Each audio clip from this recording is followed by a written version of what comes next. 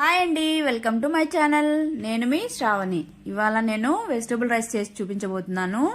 ఇది ఎక్కువ spices add చేయకుండా పిల్లలు కూడా ఇష్టంగా తినేలాగా చేస్తున్నాను. ఇది లంచ్ బాక్స్లోకి అయితే మంచి రుచిగా ఉంటుంది. ఇంకెందుకు ఆలస్యం, మరి స్టార్ట్ చేసేద్దాం. ముందుగా కుక్కర్ పెట్టుకొని హీట్ ఎక్కిన తర్వాత అందులోకి ఆయిల్ యాడ్ చేసుకోవాలి. ఆయిల్ కూడా హీట్ ఎక్కిన తర్వాత ఆవాలు అలాగే జీలకర్ర వేసుకోవాలి. తర్వాత స్పైసెస్ యాడ్ చేసుకుంటున్నానండి. ఇక్కడ నేను పిక్ తీయడం మర్చిపోయాను. ఇలాచి, అలాగే 2 లవంగాలు, చెక్క, బిర్యానీ ఆకు, ఆ తర్వాత గోడంబి వేసుకుని మంచి కలర్ వచ్చే వరకు కుక్ చేసుకోవాలి. తర్వాత కరివేపాకు, మిర్చి, అలాగే ఆనియన్స్ వేసుకొని ఆనియన్స్ కూడా గోల్డెన్ బ్రౌన్ కలర్ వచ్చే వరకు కుక్ చేసుకోవాలి. తర్వాత జింజర్ గార్లిక్ పేస్ట్ వేసుకోవాలి. వేసుకొని ఒకసారి మిక్స్ చేసుకొని తర్వాత కుక్ అయిపోయింది. బఠానీ, అలాగే క్యారెట్, తర్వాత బీన్స్ మీడియం సైజులో కట్ చేసుకొని వేసుకున్నాను. అలాగే ఉప్పు వేసుకొని తగినంత ఈ ముక్కలకంతా కుక్ అయ్యే వరకు ఒకసారి మిక్స్ చేసుకొని కుక్ చేసుకోవాలి మీడియం ఫ్లేమ్లో పెట్టుకొని.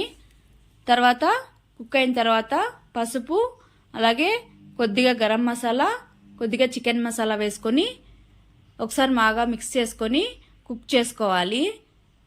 ఈ స్పైసెస్ అంతా వేసిన తర్వాత కుక్ అయిన తర్వాత ఇందులోకి కొద్దిగా చిల్లీ పౌడర్ వేస్తున్నాను. ఆల్రెడీ చిల్లీ వేసాం కాబట్టి మీ ఆప్షనల్ అండి, వేయకపోయినా పర్లేదు. తర్వాత ఒకసారి మిక్స్ చేసుకొని మనం ముందుగా నానబెట్టుకున్నటువంటి బాస్మతి రైస్ వేసేసుకొని ఒకసారి మిక్స్ చేసేసుకోవాలి. ఇక్కడ నేను ఒక 1.5 కప్పు బాస్మతి రైస్ తీసుకున్నాను. 2 కప్స్ వాటర్ యాడ్ చేసి కుక్కర్ మూత పెట్టుకొని మీడియం ఫ్లేమ్లో ఒక 2 విజిల్స్ వచ్చే వరకు పెట్టుకోవాలి. తర్వాత స్టవ్ ఆపేసి స్టీమ్ అంతా వెళ్ళిపోయిన తర్వాత చూడండి, మంచిగా రైస్ కుక్ అయిపోయింది. అలాగే వెజిటబుల్స్ కూడా బాగా కుక్ అయిపోయాయి. ఒకసారి అంతా బాగా మిక్స్ చేసేసుకొని సర్వ్ చేసేసుకోవడమే.